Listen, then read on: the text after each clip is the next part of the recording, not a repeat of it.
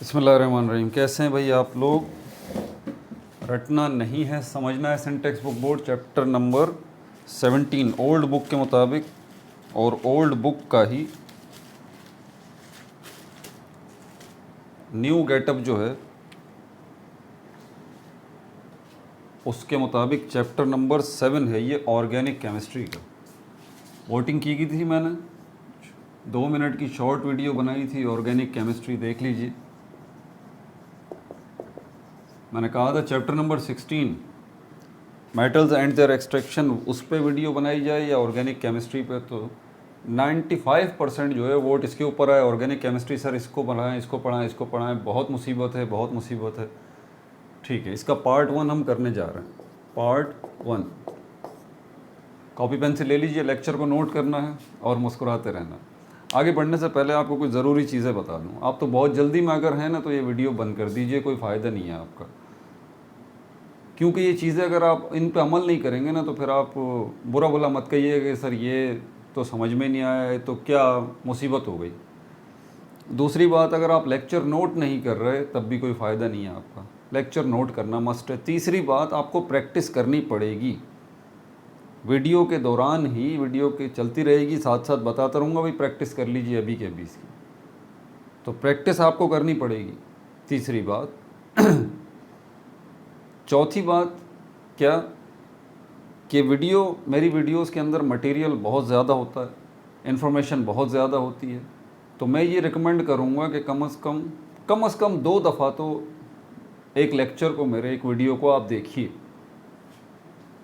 ठीक है, ये सारी चीज़ें थी जो ज़रूरी मैंने आपको बता दी। 5वीं ज़रूरी बात कि इस मैट्रिक के लेवल के ऊपर, ऑर्गेनिक केमिस्ट्री के ऊपर आपकी कॉन्क्रीट ग्रिप अगर ना हुई तो आप यकीन कीजिए कि ये सेकंड ईयर में जाके आपको ऑर्गेनिक केमिस्ट्री बुरे तरीके से सताने वाली है। प्लस एंट्री टेस्ट के अंदर जो बैठे हुए हैं वो बुरे तरीके से जो है ना डिस्टर्ब हो जाएंगे आप जब एंट्री टेस्ट देंगे। और जो एंट्री टेस्ट देने वाले हैं उनके लिए बड़ी फ़ायदेमंद वीडियो है। जो सेकंड ईयर में हैं, अभी ऑर्गेनिक केमिस्ट्री पढ़ रहे हैं, उनके लिए भी बड़ी फ़ायदेमंद है।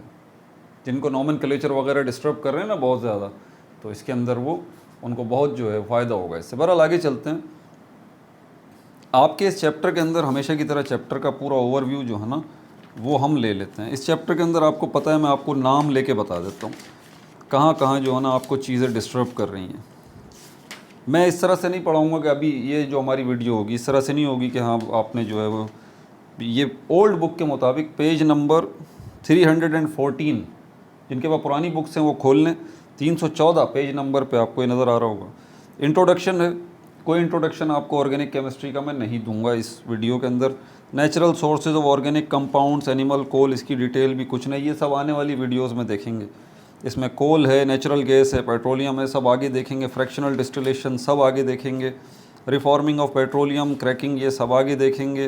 होमोलोगस सीरीज़, इसको भी आगे देखेंगे। आइसोमेरिज्म, फंक्शनल ग्रुप, हाइड्रोकार्बन, ये होमोलोगस सीरीज़ जो है इनको हमें समझना है। Isomerism, functional group, hydrocarbons, aliphatic hydrocarbons, फिर इसकी detail, saturated hydrocarbons, unsaturated hydrocarbons, alicyclic compounds, उसके बाद अल्केन्स, अल्कीन्स, अल्काइंस हैं, इनकी डिटेल है। नेम्स ऑफ फर्स्ट 10 हाइड्रोकार्बन्स, इनकी डिटेल है। और उसके बाद फाइनली ये आगे और भी डिटेल है इसके हवाले से। फिर preparation and properties of methane है, उसके बाद फिर इथीन है, और उसके बाद फिर जो है वो क्या है, preparation and properties of ethyne है। ठीक है, और ये चैप्टर आपका इस पे ख़त्म हो जाता है। इन सारी चीज़ों को आपके नोट्स में मौजूद है, ट्यूशन्स में पढ़ रहे हैं, स्कूल में पढ़ रहे हैं, ये सारी चीज़ें आपके सर पे से गुज़र रही हैं। आप परेशान हैं, बोल रहे हैं पता नहीं क्या बात है। वजह यह है कि आपकी बेस स्ट्रॉन्ग नहीं है। आपकी बेस स्ट्रॉन्ग नहीं है, आज मेरे साथ उसको स्ट्रॉन्ग कर लीजिए। ये लेक्चर बेहद अहम है। आगे आने वाली वीडियोस भी आपको इस ऑर्गेनिक केमिस्ट्री की जब ही समझ आएंगी जब ये लेक्चर आप अच्छे तरीके से डाइजेस्ट कर चुके होंगे। बहरहाल चलते हैं, स्टार्ट लेते हैं। कार्बन, इसकी तरफ चलते हैं। कार्बन क्या है? एक एलिमेंट है, एक एलिमेंट है, और इसके अंदर हम दूसरा ये भी बोलते हैं कि ये एक एटम है। ठीक है, कार्बन का एटम। अब ये एलिमेंट एटम इसकी डिटेल में तो नहीं जा रहा, कार्बन के एटम को ले लीजिए आप। इलेक्ट्रॉन कितने हैं इसके पास? इलेक्ट्रॉन 6 हैं। प्रोटॉन कितने हैं? वो भी 6 हैं। न्यूट्रॉन कितने हैं? वो भी 6 हैं। वैसे तो आइसोटोप्स भी हैं कार्बन के, ये कार्बन 12 कहलाता है, एक कार्बन 13 भी है, कार्बन 14 भी है, ये उसके आइसोटोप्स हैं। मैं कार्बन 12 की बात कर रहा हूँ इसकी, तो जो कि सबसे ज़्यादा ऑर्डिनरी कार्बन है। इसके एटम के अंदर 6 इलेक्ट्रॉन है, 6 प्रोटॉन है, 6 न्यूट्रॉन है। लेक्चर नोट करते रहिए और साथ साथ इस कार्बन के ऊपर पूरी की पूरी ऑर्गेनिक केमिस्ट्री की बिल्डिंग खड़ी हुई है। आपको आइसोमेरिज्म समझना है, फंक्शनल ग्रुप समझने हैं, आपको हाइड्रोकार्बन समझने हैं, उसमें उनकी क्लासिफिकेशन जो है एलिफैटिक है, एलिसाइक्लिक है, ये जो कुछ भी आपको समझना है वो डिपेंड करता है इस एक एटम के ऊपर, कार्बन के ऊपर। ज़रा इसको देख लीजिए आप, ठीक है। अब मैं अगर इसका स्ट्रक्चर बनाना चाहूँ तो एक एटम है, ये 6 इलेक्ट्रॉन है, 6 प्रोटॉन और 6 न्यूट्रॉन। एटम में होता क्या है? सबसे पहले सेंटर में न्यूक्लियस होता है। न्यूक्लियस में प्रोटॉन और न्यूट्रॉन होते हैं। तो यहाँ मैं वो तो नहीं बना रहा, मैं सिर्फ लिख देता हूँ P = 6, यानी कि 6 प्रोटॉन हो गए, और N = 6, 6 न्यूट्रॉन हो गए। कहानी ख़त्म हो गई इसकी। अब उसके बाद आपके पास ये न्यूक्लियस है अब उसके पास आपके पास 6 इलेक्ट्रॉन बचते हैं। आपने क्या करना है? इलेक्ट्रॉनिक कॉन्फ़िगरेशन करनी है।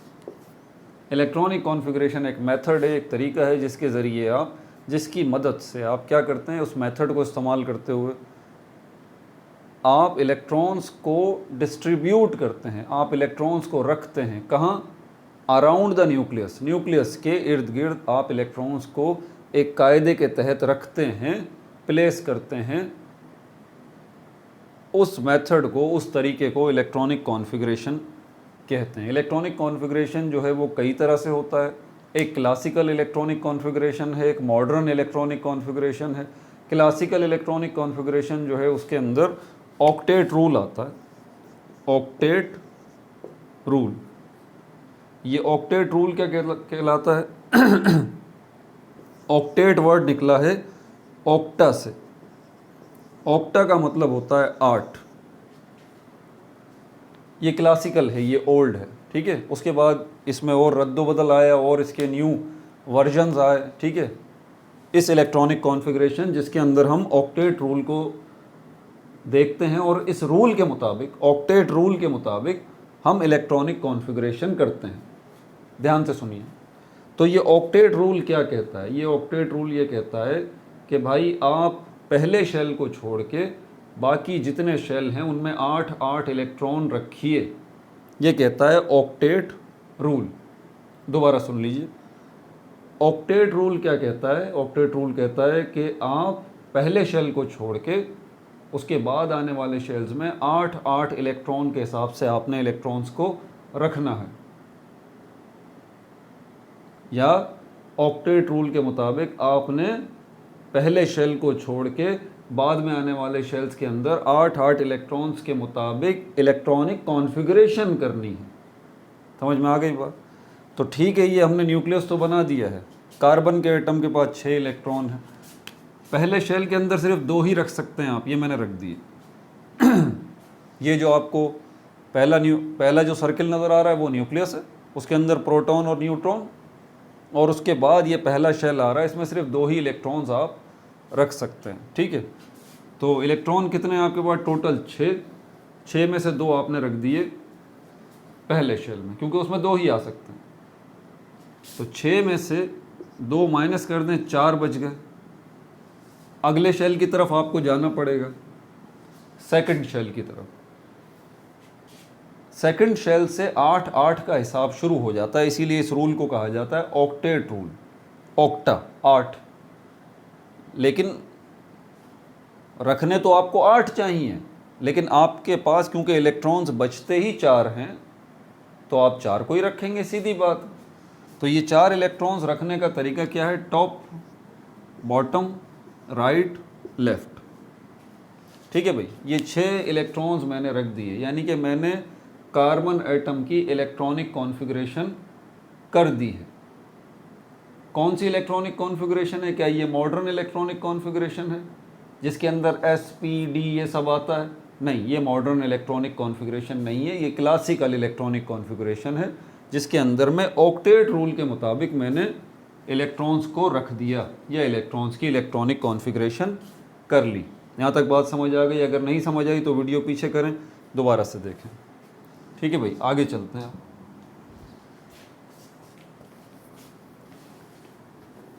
अब इलेक्ट्रॉनिक कॉन्फ़िगरेशन तो आपने कर ली, एटम्स आपस में मिलते क्यों हैं? एटम्स आपस में मिलते क्यों हैं, ये जहन में आपके सवाल आ सकता है। मिसाल के तौर पर अगर यहाँ देखें हम H2O, पानी, वाटर है ना, वाटर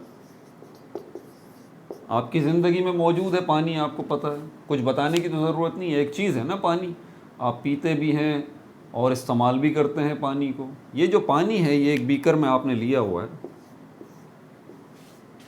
अगर मैं आपसे पूछूं ये जो पानी है इस बीकर में ये किससे मिलके बना है, आप कहेंगे ये पानी जो है वो एटम्स से मिलके बना है, एटम्स से। अब मैं अगला सवाल आपसे करूंगा, भाई ये पानी एटम्स से तो मिलके बना है लेकिन इसके अंदर जो एटम्स हैं क्या वो एक ही ख़ानदान के हैं या एक से ज़्यादा ख़ानदान के हैं? या दूसरे लफ्ज़ों में क्या इस पानी के अंदर जो एटम्स हैं वो एक ही एलिमेंट के हैं या एक से ज़्यादा फैमिलीज़ के एटम्स जो हैं इसमें इन्वॉल्व हैं? आप कहेंगे भाई इसके अंदर दो फैमिलीज़ के एटम्स जो हैं वो इन्वॉल्व हैं, हाइड्रोजन और ऑक्सीजन। तो हाइड्रोजन फैमिली के एटम्स आए और ऑक्सीजन फैमिली के एटम्स आए और मिले और ये पानी बन गया। लेकिन ऐसे बेतरतीब नहीं मिले ये, बल्कि इन्होंने ग्रुप बनाए। पहले बहुत सारे हाइड्रोजन के एटम्स आए और बहुत सारे ऑक्सीजन के एटम्स आए, दो फैमिलीज से एटम्स आए और फिर ये आपस में मिले, इन्होंने ग्रुप बनाए, तीन तीन के एटम्स के इन्होंने ग्रुप बनाए। ये रहा वो ग्रुप, इसको मॉलिक्यूल कहते हैं। वाटर का मॉलिक्यूल कहलाता है। मॉलिक्यूल का मतलब ही ग्रुप होता है, ग्रुप ऑफ एटम्स। मॉलिक्यूल की आसान सी डेफिनेशन क्या है? ग्रुप ऑफ एटम्स, एटम्स का ग्रुप। तो यहाँ पर आप देखें कितने एटम है इसके अंदर? तीन एटम है, तीन एटम है। तीन एटम्स में से दो कहाँ से आए? हाइड्रोजन फैमिली से। एक कहाँ से आए? ऑक्सीजन फैमिली से। तो ये जो हाइड्रोजन फैमिली के एटम्स आए और ऑक्सीजन फैमिली के एटम्स आए, ये आपस में तीन तीन के हिसाब से इन्होंने ग्रुप बना लिए, यानी कि मॉलिक्यूल बना लिए। क्या बना लिए? H2O, H2O, H2O, H2O। ठीक हो गया। अब सिर्फ इनका बनना ही ग्रुपिंग से बात नहीं बनेगी, इनको आपस में जुड़ना भी होगा, इनको आपस में जुड़ना भी होगा। ये इसके साथ जुड़ेगा H2O का मॉलिक्यूल, ये H2O का मॉलिक्यूल इस H2O के मॉलिक्यूल से जुड़ेगा, ये H2O का मॉलिक्यूल फिर इस H2O के मॉलिक्यूल से जुड़ेगा, ये H2O का मॉलिक्यूल इससे जुड़ेगा, और इस तरह से ये सारे H2O के मॉलिक्यूल्स जब जुड़ जाएंगे आपस में तो क्या चीज़ बनेगी? पानी बनेगा। Very simple. तो आपसे पूछते हैं भाई पानी किससे बना है? आप बोलेंगे अब इसको एक और तरीके से कि पानी जो है वो H2O के मॉलिक्यूल्स के मिलने से बना है। अब अगला सवाल वो करेगा भाई H2O के मॉलिक्यूल जो है या एक H2O का जो मॉलिक्यूल है वो किससे बना है? आप कहेंगे वो तीन एटम्स से मिलके बना है। वो बोलेगा आपसे ये तीन एटम्स जो हैं वो क्या एक ही फैमिली के हैं या एक से ज़्यादा फैमिली के हैं? आप कहेंगे ये तीन एटम्स जो हैं वो दो फैमिलीज से आए हैं। इनमें से दो एटम हाइड्रोजन फैमिली से आए हैं और एक एटम ऑक्सीजन फैमिली से आया है। यहाँ तक तो आपने बता दिया उसको और आप बड़े खुश भी हो गए। आपका सीना थोड़ा सा जो ना चौड़ा हो गया। आपने बोला और पूछो भाई, आप क्या समझते हैं? केमिस्ट्री का मुझे नहीं पता, मैं बताता हूँ आपको, मुझे केमिस्ट्री बहुत पता है। आप जानते ही क्या है, मैं बताता हूँ केमिस्ट्री के बारे में। लेकिन अगला जो सवाल वो आपसे करता है ना, वो आपको थोड़ा सा घुमा के रख देता है। वो बोलता है आपकी सारी बातें ठीक है भाई, ठीक है, ये पानी जो है वो H2O के मॉलिक्यूल्स से मिलके बना है और H2O के मॉलिक्यूल्स जो हैं वो हाइड्रोजन और ऑक्सीजन के एटम्स से मिलके बने हैं। लेकिन ये मिले क्यों? क्या मजबूरी थी हाइड्रोजन की, क्या मजबूरी थी ऑक्सीजन की कि हाइड्रोजन के एटम्स भी आगे आए, ऑक्सीजन के एटम्स भी आगे आए और इन्होंने मिलके ये मॉलिक्यूल H2O बना लिया? तो इनकी मजबूरी क्या थी, इनकी कंपल्जन क्या थी क्या तकलीफ़ थी आखिर इनको। अब आप परेशान हो गए, आपने बोला यार ये तो मुश्किल बात हो गई, क्यों मिले। अब क्यों का तो जवाब नहीं है भाई, मिल गए। बोल रहा है ऐसे मिल गए यार, ऐसे ही मिल गए, ऐसे ही थोड़ी ना कोई मिले भाई, इसके पीछे कोई लॉजिक भी तो होगी ना, कोई मजबूरी की वजह क्या है, इसको क्या ज़रूरत पड़ी है हाइड्रोजन के एटम्स को कि वो ऑक्सीजन के एटम्स के साथ मिलेगा, कोई तो वजह है इसके पीछे। फिर आपको याद आता है, आप बोलते हैं रुको मैं बताता हूँ।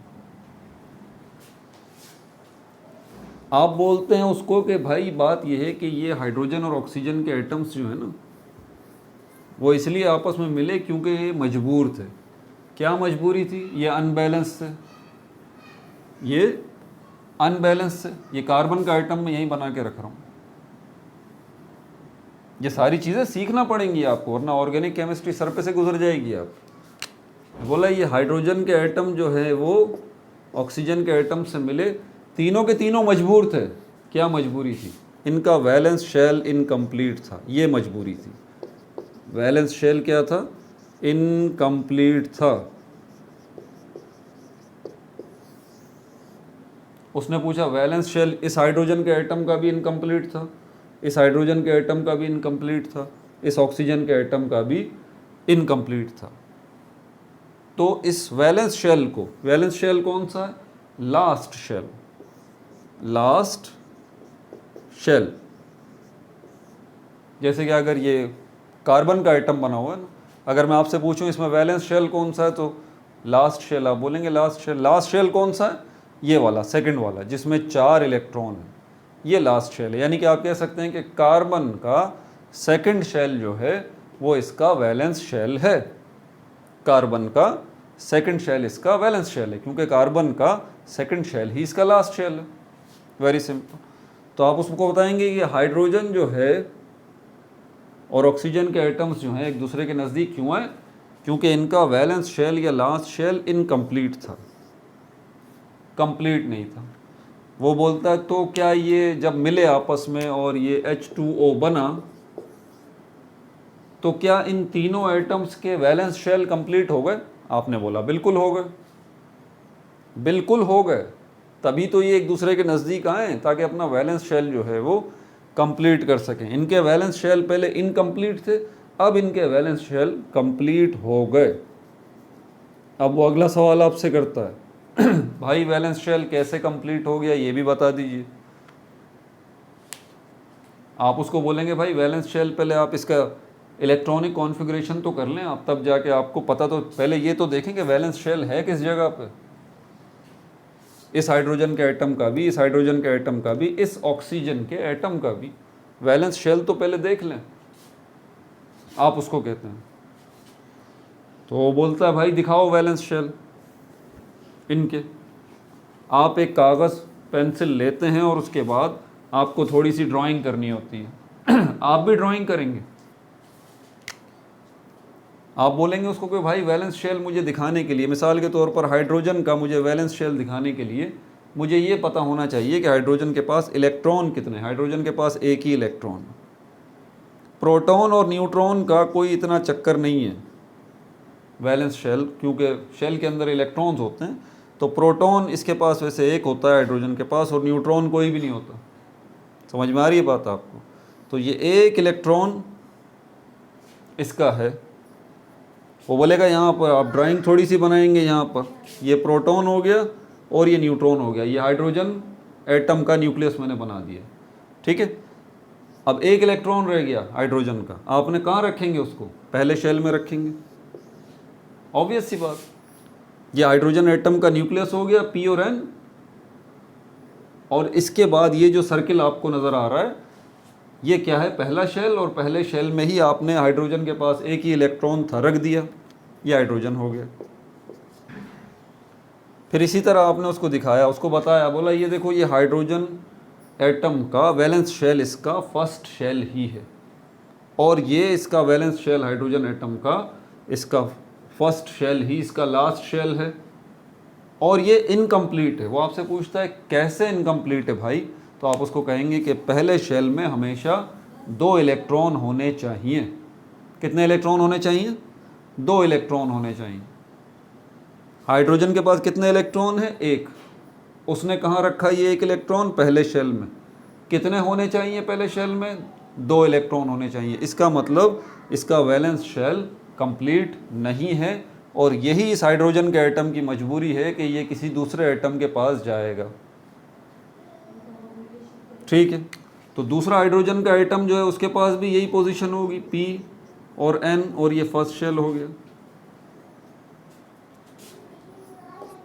तो ये आपने वैलेंस शेल दिखा दिए दोनों हाइड्रोजन एटम्स के। ठीक है भाई, वैलेंस शेल इनके इनकम्प्लीट है। एक एक इलेक्ट्रॉन, इस हाइड्रोजन के एटम को भी एक इलेक्ट्रॉन चाहिए, इस हाइड्रोजन के एटम को भी एक इलेक्ट्रॉन चाहिए। ऑक्सीजन की तरफ देखते हैं। अब आप उसको ऑक्सीजन का एटम का वैलेंस शेल दिखाते हैं। मिटा दूं इसको ऊपर से।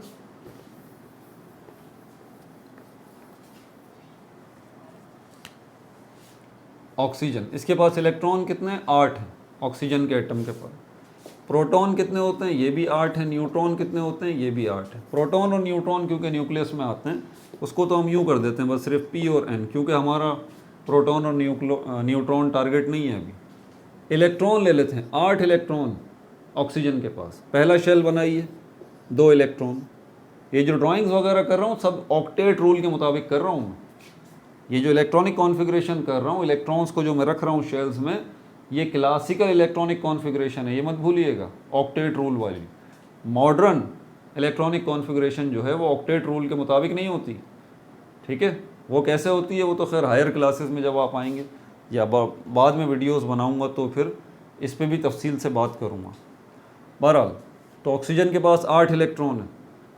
8 में से 2 आपने माइनस किए, 6 अब बच गए, क्योंकि पहले शेल में तो 2 आ गए। अब 6 इलेक्ट्रॉन आपने रखने हैं, सेकंड शेल की तरफ जाएंगे। 6 इलेक्ट्रॉन में से पहला टॉप, बॉटम, राइट, लेफ्ट, 4 आ गए, 2 बच गए। 2 को किसी के साथ भी आप पेयर कर दें। याद रहे, ये जब ड्राइंग्स कर रहे होते हैं तो इस बात का ध्यान रहे कि पेयर बनाना ये 5वें इलेक्ट्रॉन से शुरू किया करें हमेशा। 8 इलेक्ट्रॉन थे, पहले शेल में 2 आ गए, दूसरे शेल में पहले आपने टॉप, बॉटम, राइट, लेफ्ट 4 रखे। अब क्या करेंगे, 2 इलेक्ट्रॉन बच गए, किसी के साथ भी पेयर कर दें। मैं इसके साथ कर देता हूँ, ये एक ये आ गया, एक ये आ गया। ठीक है, अब ज़रा वैलेंस शेल इसका देख लें। ऑक्सीजन का वैलेंस शेल कौन सा है? दूसरा वाला, सेकंड। वैलेंस शेल या लास्ट शेल ऑक्सीजन का क्या कंप्लीट है? नहीं, कंप्लीट नहीं है। वजह, क्योंकि पहले शेल को छोड़ के बाकी जितने शेल आएंगे, दूसरा आएगा, तीसरा आएगा, चौथा आएगा, सब में 8 इलेक्ट्रॉन होने चाहिए। कितने होने चाहिए इलेक्ट्रॉन? 8 होने चाहिए। ऑक्सीजन के पास कितने इलेक्ट्रॉन आ रहे हैं इसके वैलेंस शेल में? 8 नहीं आ रहे। कितने आ रहे हैं? 6 आ रहे हैं। इसको 2 इलेक्ट्रॉन्स चाहिए, इसको 2 इलेक्ट्रॉन्स चाहिए। कौन से हैं वो 2 इलेक्ट्रॉन्स? ये रहा, एक इलेक्ट्रॉन ये वाला, एक ये वाला। गिनती कर लीजिए आप, 1 2 2 4 और 2 6। टोटल कितने इलेक्ट्रॉन हो गए? 6 इलेक्ट्रॉन। होने कितने चाहिए? 8 होने चाहिए। 2 इलेक्ट्रॉन्स इसको चाहिए। 2 इलेक्ट्रॉन्स आएंगे किसके साथ? इनके साथ, एक इसके साथ, एक इसके साथ। साथ साथ ड्राइंग करते रहें मेरे। ठीक है भाई, तो अब आप कह सकते हैं कि वैलेंस शेल जो है वो ऑक्सीजन का वो इनकम्प्लीट है। क्यों? क्योंकि 2 इलेक्ट्रॉन चाहिए ऑक्सीजन को। ये हाइड्रोजन का एटम जो है इसका वैलेंस शेल भी इनकम्प्लीट है। क्यों? क्योंकि इसको 1 इलेक्ट्रॉन चाहिए। ये हाइड्रोजन का एटम जो है इसका वैलेंस शेल भी इनकम्प्लीट है, क्योंकि इसको भी 1 इलेक्ट्रॉन चाहिए। क्लियर हो गई ये बात? अब जब ये मिलेंगे तो तीनों की नीड पूरी हो जाएगी। तीनों की नीड पूरी हो जाएगी। कैसे नीड पूरी हो जाएगी? क्योंकि तीनों के वैलेंस शेल कंप्लीट हो जाएंगे। कैसे कंप्लीट हो जाएंगे? 2 तरीके हैं। या तो इलेक्ट्रॉन्स की ये शेयरिंग करेंगे, इलेक्ट्रॉन्स की क्या करेंगे? शेयरिंग करेंगे और कोवेलेंट बॉन्ड बनाएंगे आपस में तीनों एटम। या फिर ये इलेक्ट्रॉन्स जो है वो उसको ट्रांसफ़र कर देंगे, इलेक्ट्रॉन्स का लेन देन कर देंगे। इनमें इन तीनों में से कोई एटम एक जो है वो किसी दूसरे एटम को इलेक्ट्रॉन दे देगा, दूसरा एटम इलेक्ट्रॉन ले लेगा। लेकिन ये और कौन सा फिर इनमें बॉन्ड बनेगा? आयोनिक बॉन्ड बनेगा। कोवेलेंट बॉन्ड के अंदर इलेक्ट्रॉन्स की शेयरिंग होती है, आयोनिक बॉन्ड के अंदर इलेक्ट्रॉन का ट्रांसफ़र होता है। लेकिन H2O के मॉलिक्यूल के अंदर H2O में इलेक्ट्रॉन का ट्रांसफ़र नहीं होता, यानी कि आयोनिक बॉन्ड नहीं बनता, बल्कि इलेक्ट्रॉन्स की क्या होती है? शेयरिंग होती है, शेयरिंग होती है। अब ये शेयरिंग होगी कैसे? मुझे थोड़ा सा स्पेस चाहिए, वो कार्बन का एटम ज़रा मैं मिटा दूँ, दोबारा बना दूँगा ताकि आपको आसानी से समझ में आ जाए, क्योंकि ये बड़ा मेजर कॉन्सेप्ट है शेयरिंग वाला। और ये आपस में जब तीनों शेयरिंग करेंगे, यहाँ से भी मिटा दूँ ताकि आपको क्लियरली ये पिक्चर्स नज़र आएँ।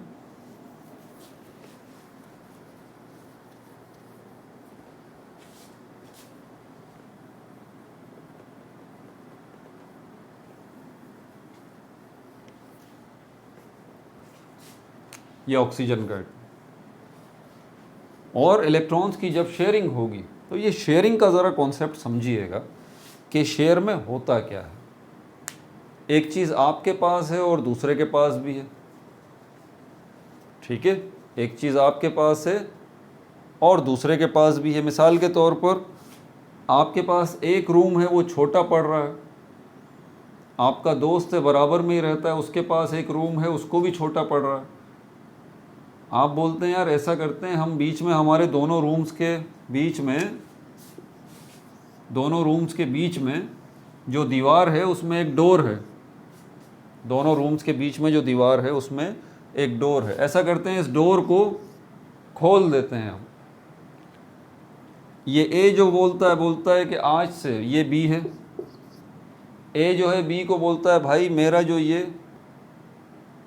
रूम है वो आज से आपका भी है। ये याद रहे, उसने भी का वर्ड इस्तेमाल किया है, भी। ए ने ये नहीं कहा बी को कि मेरा जो रूम है वो आपका, आज से आपका है। नहीं नहीं नहीं, अल्फाजों पे गौर करें। ए ने कहा बी को कि मेरा जो रूम है वो आज से आपका भी है। मतलब ए का भी, ये ए बोल रहा है ये रूम मैं खुद भी इस्तेमाल करूँगा, मेरा है, और आप भी इसको इस्तेमाल कर सकते हैं। ठीक हो गई बात? बी जो है वो भी यही बात करता है, बोलता है भाई ये जो मेरा रूम है ये आज से आपका भी है।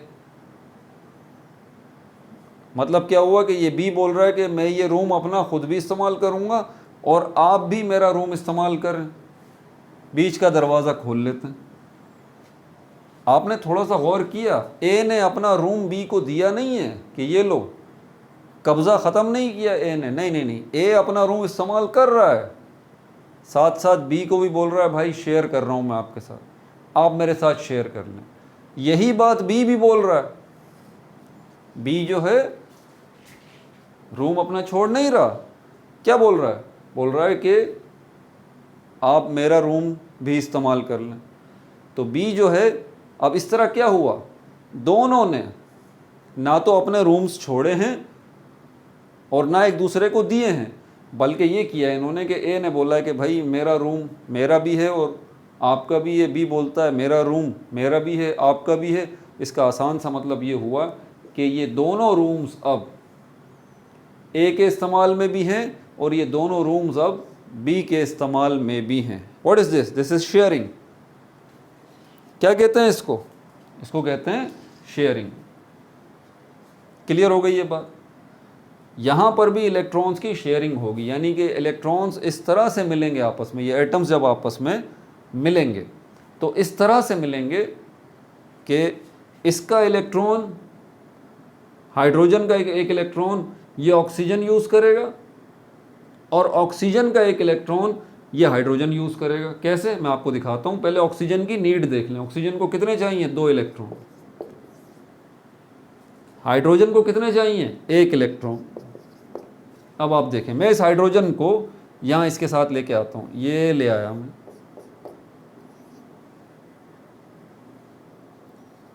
ये जो आपको डार्क कलर का इलेक्ट्रॉन नज़र आ रहा है ये हाइड्रोजन का है, और ये जो लाइट कलर का है किसका है? ऑक्सीजन का है।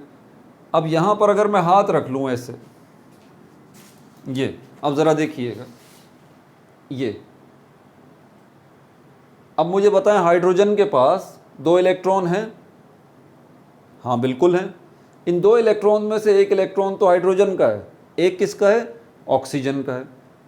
लेकिन हाइड्रोजन की नीड तो पूरी हो गई ना, हाइड्रोजन को 2 इलेक्ट्रॉन चाहिए थे ना पहले शेल में, ये देखें इस तरह से आ गई, नज़र आ रहा है। अब इसी तरह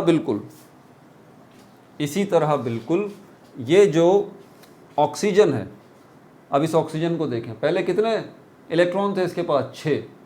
अब ज़रा काउंट करें कितने इलेक्ट्रॉन हैं, 2, 4, 5 और ये 2, कितने हो गए, 7 इलेक्ट्रॉन हो गए,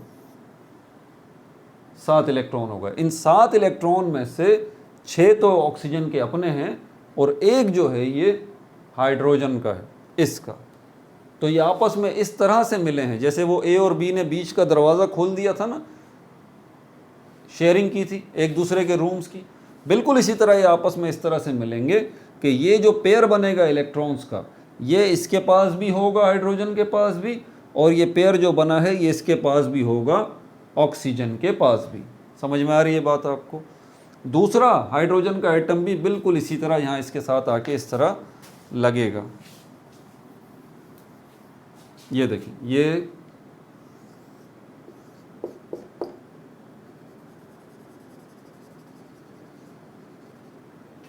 क्या बन गया, ये बन गया H2O का मॉलिक्यूल, ये वाटर का मॉलिक्यूल बन गया, ये वाटर का मॉलिक्यूल बन गया। अब आप देखें, ये यहाँ पर हाथ रखें और यहाँ पर हाथ रखें, हाइड्रोजन को हाइड्रोजन छुप जाएगा। अब ज़रा आप ऑक्सीजन के एटम्स जो है वो काउंट कर लें। अब मैं तो रख नहीं सकता भाई, ये देखें ऐसे रख देता हूँ, अब बार बार तो बुक नहीं उठा सकता। ये देखें, ये लें, चलें, नज़र आ रहा है हाइड्रोजन के पास, ऑक्सीजन के पास नज़र आ रहा है, ये ऑक्सीजन के पास नज़र आ रहा है। इस तरह ऑक्सीजन का ऑक्टेट मुकम्मल हो गया, ऑक्सीजन का वैलेंस शेल मुकम्मल हो गया। उसके पास 6 इलेक्ट्रॉन थे, अब उसके पास 8 इलेक्ट्रॉन इस तरह से हो गए। बिल्कुल इसी तरह हाइड्रोजन को अगर आप देखें यूं ऐसे, तो आपको नज़र आएगा कि हाइड्रोजन के पास, उसके पास 1 इलेक्ट्रॉन था, 1 इलेक्ट्रॉन की नीड थी। ये इस तरह से हाइड्रोजन का पहला शेल कंप्लीट हो गया, 2 इलेक्ट्रॉन आ गए। और इसी तरह इस हाइड्रोजन के साथ भी ऐसा ही हुआ है। ये देखें, क्लियर हो गई ये बात। इस तरह से वैलेंस शेल इन्होंने अपना कंप्लीट कर लिया। तो आपने उस अपने दोस्त को जो भी आपसे पूछ रहा था, आपने उसको लाजवाब कर दिया। बोला क्या समझ रहे थे मुझे, क्या केमिस्ट्री नहीं आती? बता दिया आपको पूरी तफसील से जवाब, क्या क्यों आखिरी हाइड्रोजन और ऑक्सीजन के एटम आपस में मिले, इस क्यों का जवाब मैंने आपको दे दिया इस पूरी ड्राइंग के साथ। और यही ड्राइंग आपको भी करनी है, जैसे बोल रहा हूँ वैसे ही करते रहें। जल्दबाजी करेंगे, बहुत जल्दी में है तो फिर छोड़ दें भाई, वीडियो बंद कर दें। मेहनत तो करनी पड़ेगी, ऑर्गेनिक केमिस्ट्री सीखनी है तो मेहनत करनी पड़ेगी आपको, सीधी बात है, ठीक है। ये हो गया कमाल। अब चलते हैं कार्बन की तरफ। कार्बन की तरफ मिटा दूं इसको,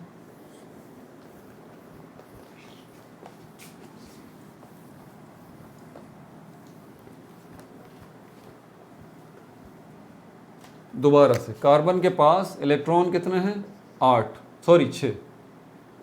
प्रोटॉन कितने हैं, ये भी 6 हैं। न्यूट्रॉन कितने हैं, ये भी 6 हैं। पहले इसका न्यूक्लियस बना लेते हैं, ये P और ये N। न्यूक्लियस और प्रोटॉन न्यूट्रॉन से हमें कोई मतलब नहीं है, ठीक है। हमें मतलब है इससे इलेक्ट्रॉन से। क्लासिकल इलेक्ट्रॉनिक कॉन्फ़िगरेशन यानी कि ऑक्टेट रूल के मुताबिक इलेक्ट्रॉनिक कॉन्फ़िगरेशन करेंगे इसकी, तो पहले शेल में 2 शेल्स रख सकते हैं बस। 6 में से 2 चले गए, 4 बचे। 4 अगले शेल में लेके जाएंगे, जिसकी रिक्वायरमेंट कितनी है, जिसकी शर्त कितनी है कि 8 इलेक्ट्रॉन उसमें आने चाहिए, 8 इलेक्ट्रॉन। लेकिन बचे कितने, 4 बचे, तो 4 ही रखेंगे आप, 1 2 3 4। अब मैं आपसे पूछता हूँ, कार्बन की मजबूरी क्या है?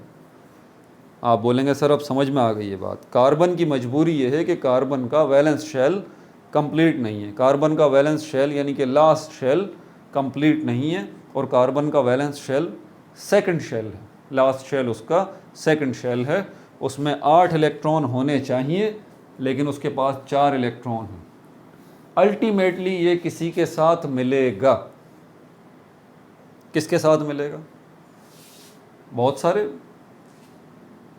सारे एटम्स हैं भाई, बहुत सारी फैमिलीज़ हैं ना हमारे पास एटम्स की। हमारे पास लिथियम के एटम्स भी हैं, ये जो lithium, francium, bromine, iodine, krypton, xenon, sodium, magnesium, calcium, silver, gold, ये जो आप सारे नाम सुन रहे हैं क्या हैं? ये एटम्स की फैमिलीज़ के नाम हैं,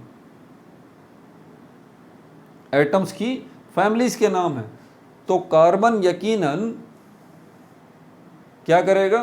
कार्बन जो है वो दूसरी फैमिलीज़ के जो एटम्स हैं उनसे रुजू करेगा, उनसे बातचीत करेगा कि भाई आओ हम आपस में मिलते हैं, और मिलने के बाद मुझे अपनी ज़रूरत, मेरी नीड पूरी हो जाएगी। कार्बन कह रहा है दूसरी फैमिलीज़ के एटम्स को कि आ जाओ हम मिलते हैं, और इस तरह से मेरा वैलेंस शेल कंप्लीट हो जाएगा। दूसरी फैमिलीज़ के एटम्स बोलेंगे हमें क्या पड़ी है भाई, हमें क्या पड़ी है, हम आपके पास आएंगे। तो कार्बन कहेगा तुम भी तो अनबैलेंस हो, तुम्हारे वैलेंस शेल भी तो कंप्लीट नहीं है।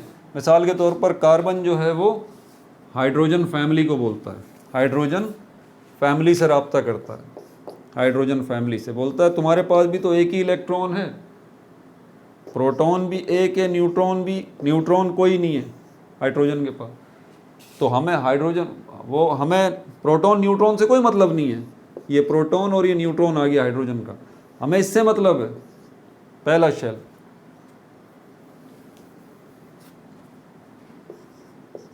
प्रोटॉन न्यूट्रॉन, ये पहला शेल आ गया हाइड्रोजन का। तो कार्बन का एटम जो है हाइड्रोजन फैमिली से बोलेगा भाई अब फैमिली है ना, हाइड्रोजन फैमिली है, इस हाइड्रोजन फैमिली के अंदर सारे के सारे हाइड्रोजन के ही एटम्स हैं, सारे के सारे हाइड्रोजन फैमिली के एटम्स हैं। ठीक है भाई, तो ये कार्बन इस फैमिली से रब्ता करेगा, बोलेगा आप मेरे साथ आ जाएं, आपकी भी नीड पूरी हो जाएगी, आपका भी वैलेंस शेल कंप्लीट हो जाएगा, मेरा भी वैलेंस शेल कंप्लीट हो जाएगा। तो ये एक हाइड्रोजन का एटम जो है वो कार्बन के पास चला जाएगा और इसके साथ जाके ऐसे ही मिल जाएगा, ये ऐसे ही मिल जाएगा। ठीक है भाई,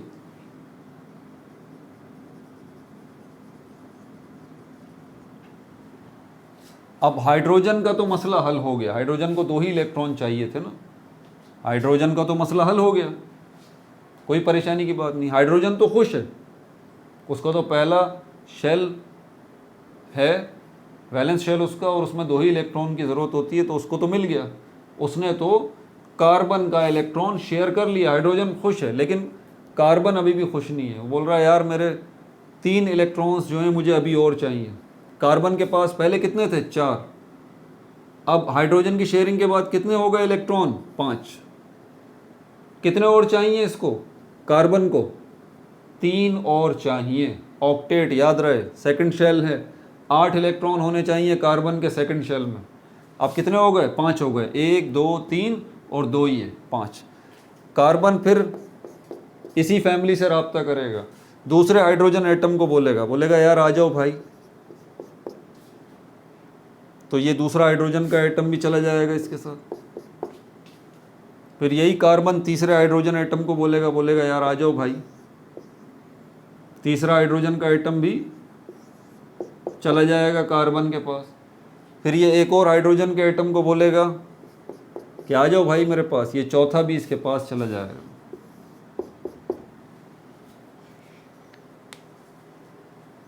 चार हाइड्रोजन के एटम्स ने अपनी नीड पूरी की है, 4 हाइड्रोजन के एटम्स ने अपनी नीड पूरी की है। थोड़ा सांस ले लूँ भाई, आप भी थोड़ा सांस ले लीजिए, थक गया मैं भी बोलते बोलते, लेकिन इस लेक्चर को मैं रोक नहीं सकता, रोक गया तो तसलसल टूट जाएगा सर।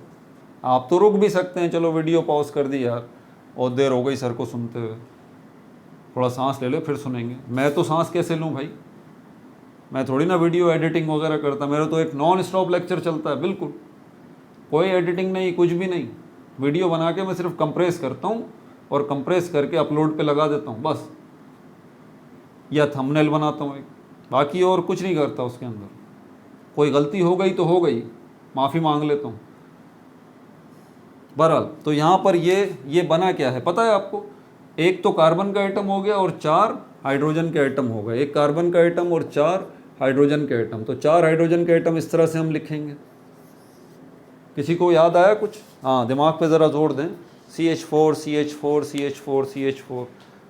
हाँ सर, याद आ गया। CH4 ये तो मीथेन गैस का मॉलिक्यूल है, मीथेन गैस का मॉलिक्यूल है। ये मीथेन गैस का मॉलिक्यूल है या मीथेन गैस का केमिकल फार्मूला है। वही मीथेन गैस जिसको सुबह जो है वो अम्मा हुजूर किचन में इस्तेमाल करती हैं ना रोज़। नेचुरल गैस, सुई गैस, कुदरती गैस कहाँ जलती है? किचन में जलती है। उससे नाश्ता बनता है, हम नाश्ता करते हैं। तो उसी नेचुरल गैस, उसी सुई गैस के अंदर 90% जो है यही मीथेन गैस होती है। बाकी 10% कोई दूसरी गैसेस भी होती हैं, प्रोपेन भी होती है, ब्यूटेन भी होती है थोड़ी बहुत, ठीक है, और कुछ और चीज़ें भी होती हैं, ट्रेस अमाउंट्स में कुछ दूसरी और चीज़ें भी होती हैं। अब पहचाना आपने ये मीथेन गैस। अब मुझे बताइए मीथेन गैस कब बनी है? जब कार्बन और हाइड्रोजन के 4 एटम्स आपस में मिले हैं। आप 1 मिनट के लिए इस केमिस्ट्री को भूल जाइए, इस चीज़ को रियलाइज़ कीजिए अपनी ज़िंदगी के अंदर कि ये सब कुछ बनाया किसने है? ये अल्लाह ताला ने डिज़ाइन किया है सिस्टम। ये एटम्स भी, ये लिविंग थिंग्स भी, नॉन लिविंग थिंग्स भी, सब कुछ अल्लाह ताला की तख्लीक़ात हैं या नहीं है? बहैसियत मुसलमान आप तो मानते हैं ना इसको। नॉन मुस्लिम बच्चे भी देख रहे होंगे, बहरहाल उनसे तो मैं ये नहीं कह सकता, मुस्लिम बच्चियों से मेरा सवाल है। बाकी जो नॉन मुस्लिम्स हैं वो तो उनके अपने बिलीव्स हैं भाई, मैं उसमें बात नहीं करना चाहता वो तो। लेकिन बहरहाल जो मुस्लिम्स बच्चे हैं, वो तो बच्चे हैं, वो तो मानते हैं ना इस बात को। हमारा यकीन है कि अल्लाह ताला की तख्लीक़ात हैं सारी। अल्लाह ताला की हिकमत देखिए यहाँ पर कि अगर कार्बन का एटम जो है वो अनबैलेंस न होता, अगर कार्बन के एटम का वैलेंस शेल कंप्लीट न होता और हाइड्रोजन के एटम का वैलेंस शेल कंप्लीट न होता, तो क्या हाइड्रोजन कार्बन के पास जाता? क्या हाइड्रोजन का एटम कार्बन के एटम के पास जाता? नहीं जाता। बोला क्यों जाऊं, मुझे ज़रूरत ही नहीं है। लेकिन हाइड्रोजन के एटम को नीड थी एक इलेक्ट्रॉन की, इसीलिए वो गया। और क्या कार्बन का एटम हाइड्रोजन के एटम्स को अपने पास आने देता? लेकिन कार्बन के एटम ने बोला, क्योंकि कार्बन के एटम्स क्या है, खुद भी मजबूर है। क्यों मजबूर है? कार्बन के एटम का वैलेंस शेल कंप्लीट नहीं है, वो उसको कंप्लीट करना चाहता है। तो वैलेंस शेल अगर कंप्लीट नहीं है तो इसका मतलब ये एटम अनबैलेंस स्टेट में है। और हमारी इस कायनात के अंदर अनबैलेंस चीज़ें जो होती हैं, अनबैलेंस लोग जो होते हैं, अनबैलेंस मामलात जो होते हैं, अनबैलेंस चीज़ें जो होती हैं, वो किस कोशिश में होती हैं कि वो बैलेंस हो जाएं। वो क्या हो जाएं? बैलेंस हो जाएं। एक जाहिल इंसान है जिसके पास इल्म नहीं है, वो अनबैलेंस है, किसके पास जाएगा? आलिम के पास जाएगा। क्यों? ताकि बैलेंस हो सके। एक गरीब आदमी है, कुछ ना कुछ काम करेगा। एक गरीब आदमी जूते बनाने वाला है, मोची है, उसको जूते बनाने आते हैं लेकिन पैसे नहीं हैं। अमीर आदमी के पास जाएगा कि भाई मैं जूते बना सकता हूँ आपके। गरीब आदमी अमीर के पास क्यों गया? क्योंकि गरीब आदमी अनबैलेंस है, बैलेंस होना चाहता है, उसके पास पैसे नहीं हैं, हुनर है। इसी तरह अमीर आदमी गरीब आदमी के पास जाएगा। क्यों? क्योंकि अमीर आदमी भी अनबैलेंस है, वो भी बैलेंस होना चाहता है। क्यों? क्योंकि उसके पास पैसे तो हैं, अमीर आदमी के पास जूते नहीं हैं। तो अमीर आदमी गरीब के पास जाएगा क्योंकि उसको जूते चाहिए, गरीब आदमी अमीर आदमी के पास जाएगा क्योंकि उसको पैसे चाहिए। ज़रा सोचिए, ये निज़ाम जो अल्लाह ताला ने तख्लीक किया है सारा का सारा, अगर कार्बन और हाइड्रोजन के एटम्स अनबैलेंस ना होते, इनके वैलेंस शेल इनकम्प्लीट ना होते, तो क्या ये मिलते? नहीं मिलते। और अगर ये नहीं मिलते तो क्या मीथेन गैस बनती? नहीं बनती। और अगर मीथेन गैस ना बनती तो हमें सुबह नाश्ता मिलता? नहीं मिलता भाई। और नाश्ता नहीं मिलता तो ज़िंदगी का कारोबार कैसे चलता?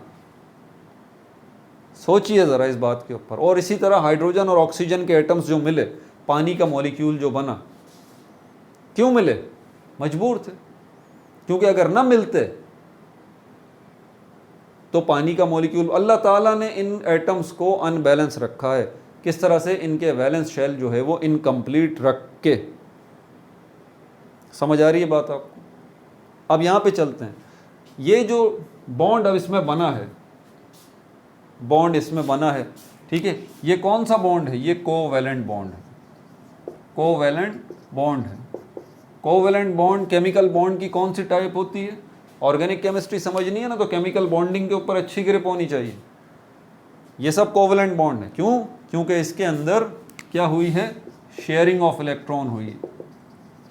शेयरिंग ऑफ इलेक्ट्रॉन हुई है। इलेक्ट्रॉन का ट्रांसफ़र नहीं हुआ, इलेक्ट्रॉन की शेयरिंग हुई है। ये कोवैलेंट बॉन्ड जो है वो कई किस्मों के हैं, लेकिन 3 टाइप्स जो हैं कोवैलेंट बॉन्ड की वो मैं यहाँ पे लिख देता हूँ। ये मिटा दूँ सब? इसकी पिक्चर बाद में मिटाऊंगा, पहले कुछ चीज़ें देख लें। मिसाल के तौर पर types of covalent bond, types of covalent bond 3 types हैं। Single covalent bond,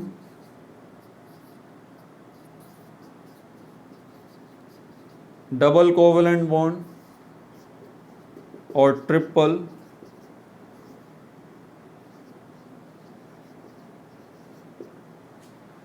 covalent bond.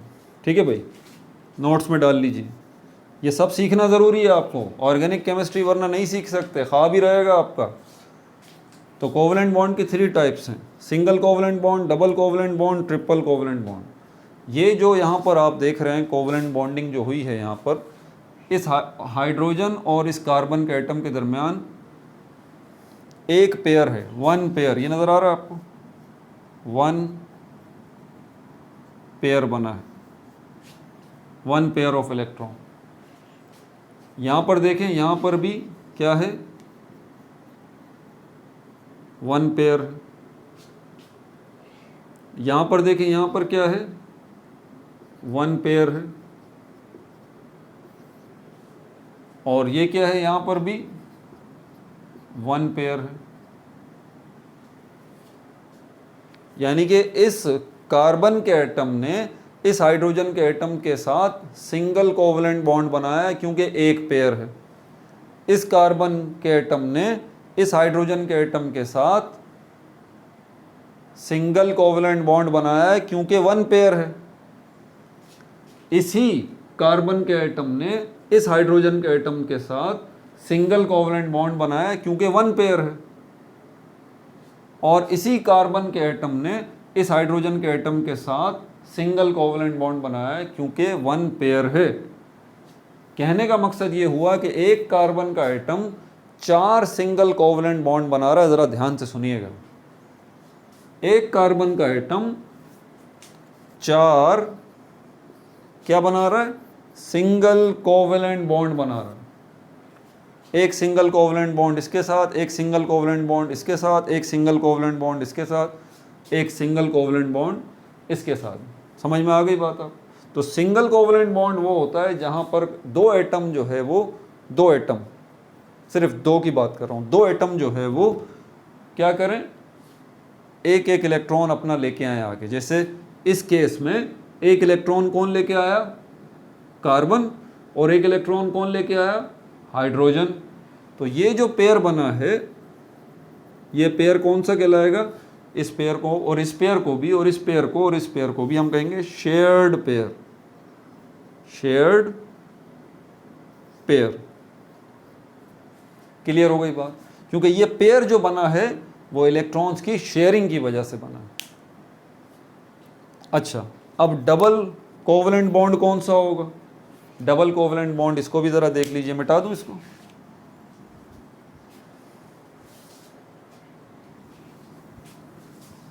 Double covalent bond, इसके लिए आपको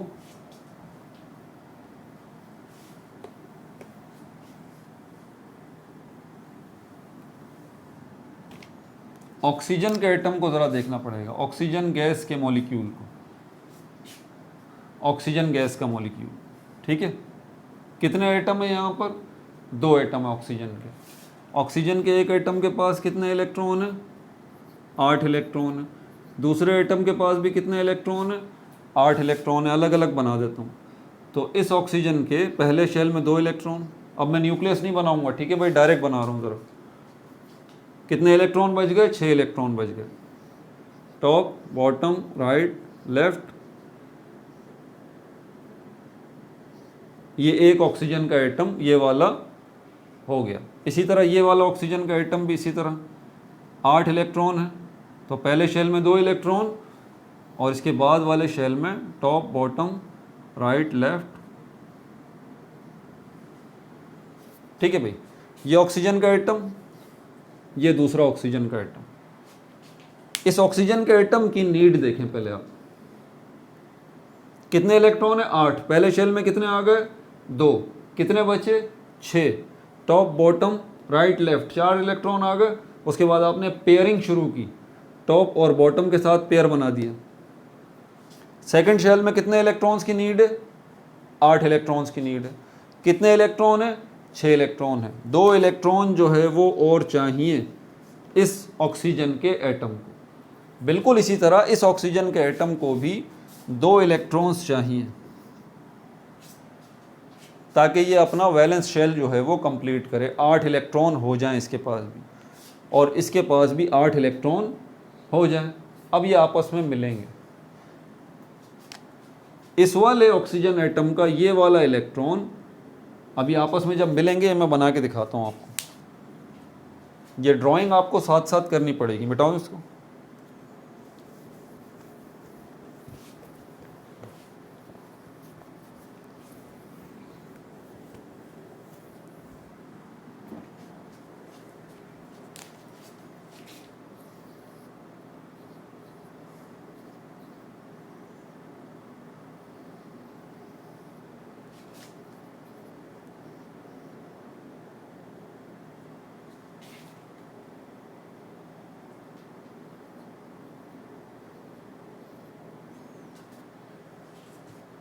ये क्या बन गया?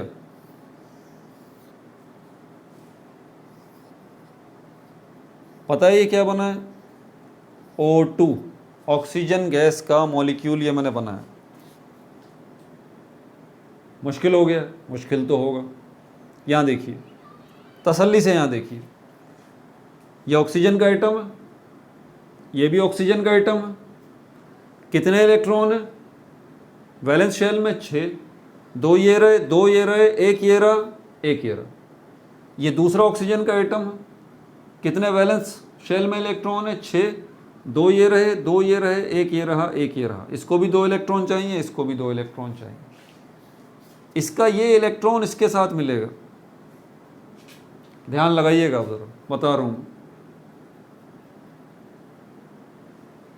ठीक है। इसका एक इलेक्ट्रॉन इसके साथ पेयर बनाएगा, ये रहा वो, ठीक है। ये इसके साथ पेयर बनाएगा, ये रहा वो, ये रहा। 4 इलेक्ट्रॉन आपको नज़र आ रहे हैं ना यहाँ पर, ये 4 इलेक्ट्रॉन, इनकी तफसील बता रहा हूँ। बिल्कुल इसी तरह ये वाला जो है, ये वाला इलेक्ट्रॉन उस ऑक्सीजन के एटम का, ये किसके साथ मिलेगा? आइडिया लगाएं, ये रहा, ये इसके साथ मिलेगा, ये रहा।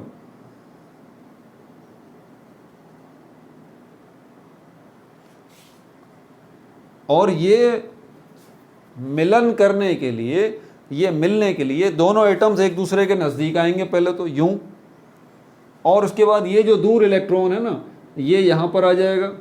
इसी तरह इसका ये वाला इलेक्ट्रॉन भी यहाँ पर आ जाएगा और इस तरह से फिर ये आपस में मिलेंगे। अब और क्या बनेगा, ऑक्सीजन गैस का मॉलिक्यूल बनेगा। ये जो बना है ये क्या है, क्या ये सिंगल कोवलेंट बॉन्ड है, double covalent bond, double covalent bond है। वजह क्या है, क्योंकि इसमें 2 पेयर्स इन्वॉल्व हैं, 2 पेयर्स। एक पेयर ये रहा, ठीक है, दूसरा पेयर ये रहा। एक पेयर के अंदर एक इलेक्ट्रॉन इस ऑक्सीजन का है और दूसरा इलेक्ट्रॉन इस ऑक्सीजन का है। दूसरे पेयर में एक इलेक्ट्रॉन इस ऑक्सीजन का है और दूसरा इलेक्ट्रॉन इस ऑक्सीजन का है। बात समझ आई? सर बात समझ आ गई, लेकिन वो ये बताइए कि 8 इलेक्ट्रॉन कैसे होगा इसके, ये तो बताएं भाई। दोबारा मुझे इसका सहारा लेना पड़ेगा। ये देखें, ये देखें, हाँ अब बताइए, ऑक्सीजन के एटम को उस वाले को 8 इलेक्ट्रॉन चाहिए थे, गिनती करें, 2 4 और 4, कितने हो गए, 8 इलेक्ट्रॉन हो गए इस ऑक्सीजन के एटम के पास। वैलेंस शेल कंप्लीट हो गया, बिल्कुल हो गया। अब यहाँ देखिए,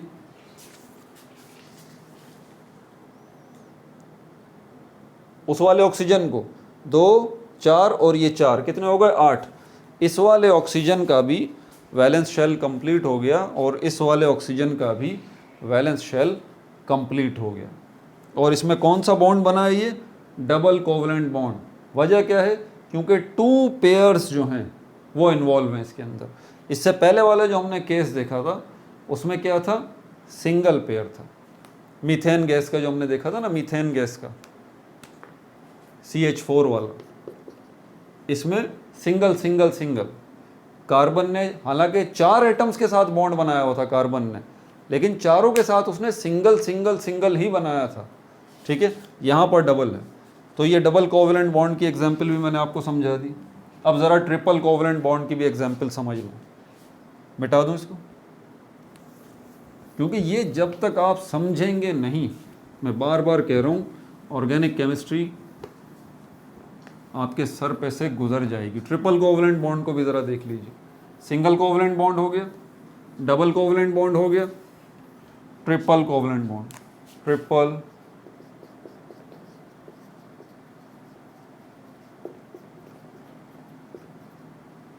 कोवलेंट बॉन्ड। इसकी मिसाल हमारे पास ये है, ये नाइट्रोजन गैस का मॉलिक्यूल है। अब ज़रा नाइट्रोजन को देख लें,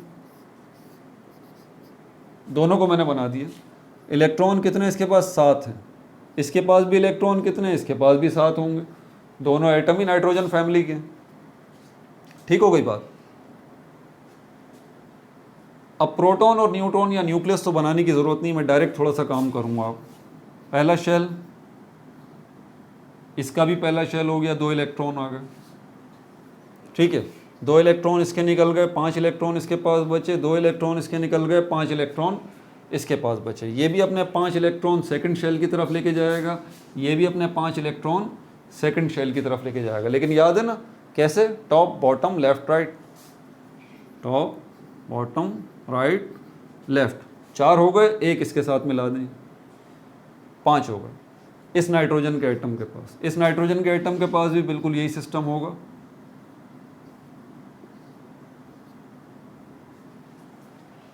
ठीक हो गया भाई।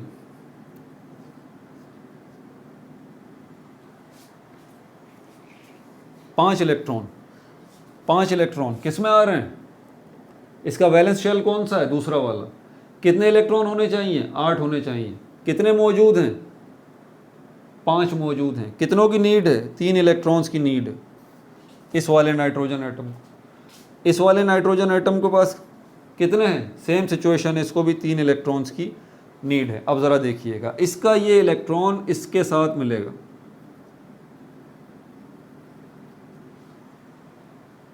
और ये वाला इलेक्ट्रॉन इसका इस वाले के साथ मिलेगा,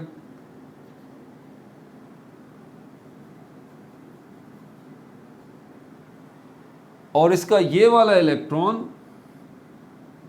किसके साथ मिलेगा, ये इसके साथ पेयर बनाएगा। इस इलेक्ट्रॉन ने इसके साथ पेयर बनाया, इस इलेक्ट्रॉन ने इसके साथ पेयर बनाया, और ये इलेक्ट्रॉन इसके साथ पेयर बनाएगा। और ये पेयरिंग करने के लिए ये नज़दीक आ जाएंगे। तो टोटल कितने पेयर बन जाएंगे, 3 पेयर बन जाएंगे, 3 पेयर ऑफ इलेक्ट्रॉन। और इसकी शक्ल कैसी बनेगी ये भी मैं बना के आपको दिखा देता हूँ। मिटा दूँ इसको।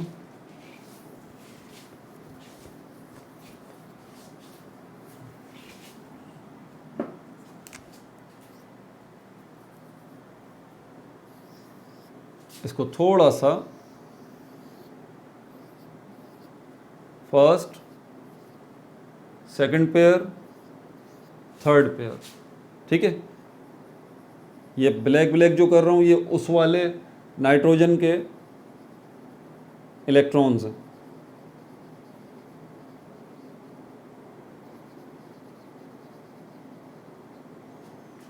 ठीक है भाई, एक पेयर ये रहा, दूसरा पेयर ये रहा, तीसरा पेयर ये रहा। पहले पेयर में एक इलेक्ट्रॉन इस नाइट्रोजन का, दूसरा इलेक्ट्रॉन इस नाइट्रोजन का। दूसरे पेयर में पहला इलेक्ट्रॉन इस नाइट्रोजन का, दूसरा इलेक्ट्रॉन इस नाइट्रोजन का। तीसरे पेयर में पहला इलेक्ट्रॉन इस नाइट्रोजन का, दूसरा इलेक्ट्रॉन इस नाइट्रोजन का।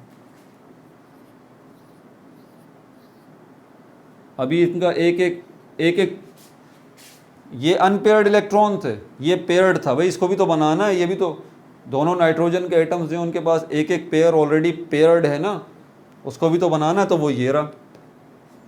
बाकी ये 2 इलेक्ट्रॉन तो फर्स्ट शेल के बन गए, देखा आपने, ये बन गया। अब ऑक्टेट मुकम्मल करना है ना, 8 इलेक्ट्रॉन चाहिए इस नाइट्रोजन के एटम को भी, 8 इलेक्ट्रॉन चाहिए इस नाइट्रोजन के एटम को भी। ज़रा देखें, हो गए 8, काउंट कर लें। इस नाइट्रोजन के एटम के पास 2 ये रहे, 6 ये रहे, हो गए 8।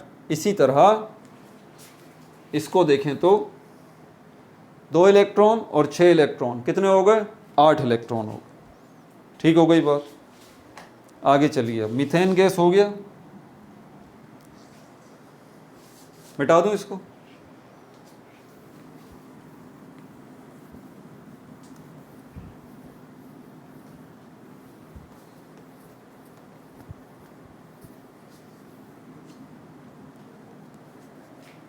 इसको ज़रा देखिए, मीथेन को, CH4, क्या नाम था इसका? मीथेन, यही नाम था। ये इसका केमिकल फॉर्मूला है। क्या है इसका? Chemical formula. क्या इस केमिकल फॉर्मूले को देख के आपको ये पता लग रहा है कि इसमें सिंगल कोवलेंट बॉन्ड बना हुआ है या डबल कोवलेंट बॉन्ड बना हुआ है या ट्रिपल कोवलेंट बॉन्ड बना हुआ है? नहीं पता लग रहा ना। केमिकल फॉर्मूले के साथ हमें इसका स्ट्रक्चरल फॉर्मूला भी लिखना पड़ेगा। स्ट्रक्चरल फॉर्मूला,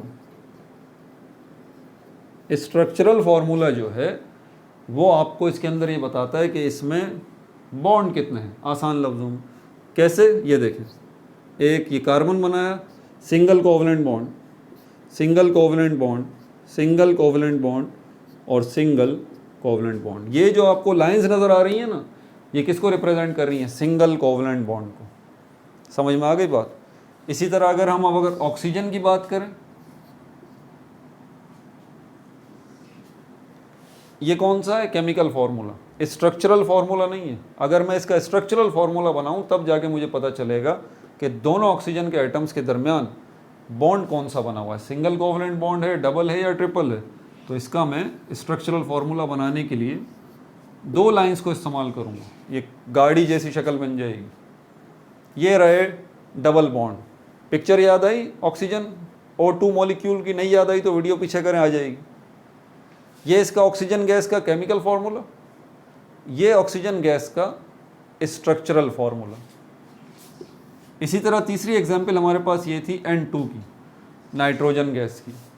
इसको देख के आपको पता लग रहा है कि दोनों नाइट्रोजन के एटम्स ने कौन सा जो है वो बॉन्ड बनाया हुआ है, सिंगल कोवलेंट बॉन्ड है, डबल है, ट्रिपल है।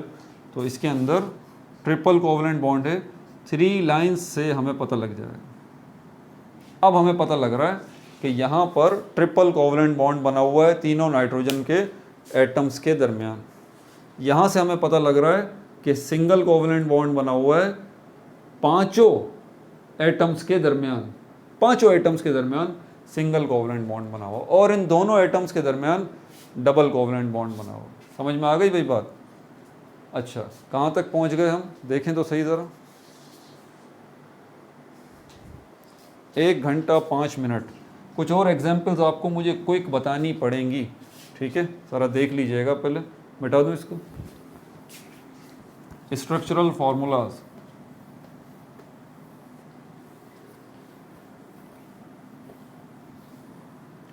केमिकल बॉन्डिंग की ये बेसिक टाइप्स जब तक नहीं सीखेंगे आप तब तक बात नहीं बनेगी। इथेन, ठीक है, इथेन, प्रोपेन वगैरह ये वो, इनके ऊपर भाई पार्ट 2 में बात करेंगे। मेरे ख्याल में आज के लिए इतना काफ़ी है। ऑर्गेनिक केमिस्ट्री का पार्ट 1, बेहद मेहनत कीजिए इस लेक्चर के ऊपर। पार्ट 2 जब आएगा आपको समझ में नहीं आएगा, मैं पहले ही बता रहा हूँ, ठीक है? इसलिए इस वीडियो को 1 से ज़्यादा मरतबा देखिए, मेहनत कर लीजिए। अभी ये मेहनत आपको इंशाल्लाह कॉलेज की केमिस्ट्री में बहुत फ़ायदा देगी और एंट्री टेस्ट की तैयारी में बहुत ज़्यादा फ़ायदा देगी, क्योंकि पूरी की पूरी ऑर्गेनिक केमिस्ट्री की जो बेस है, जो बुनियाद है, वो इस कार्बन के एटम के ऊपर खड़ी हुई। और कार्बन के एटम्स के जो ये बॉन्ड बनते हैं, इनको समझना बहुत ज़्यादा ज़रूरी है। अपना बहुत ज़्यादा ख्याल रखिएगा। No like, no subscribe, only share.